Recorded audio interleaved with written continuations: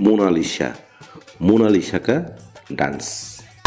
फौजी brothers music company और Lokesh Kumar brand YouTube channel के माध्यम से राजू गोस्वामी की कलम से किस प्रकार का गाना लेकर आया हूँ मोनालिसा के लिए, जो कि महाकुंभ प्रयागराज में बहुत ही ज्यादा वायरल हो रही है।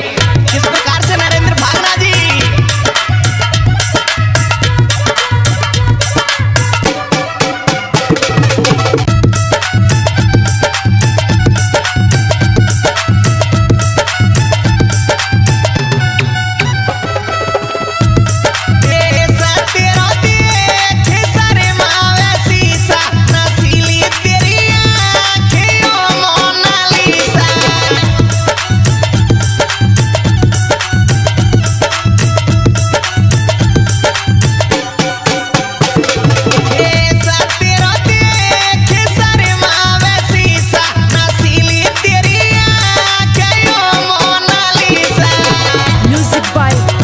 ब्रदर्स हिंडन वाले छरे।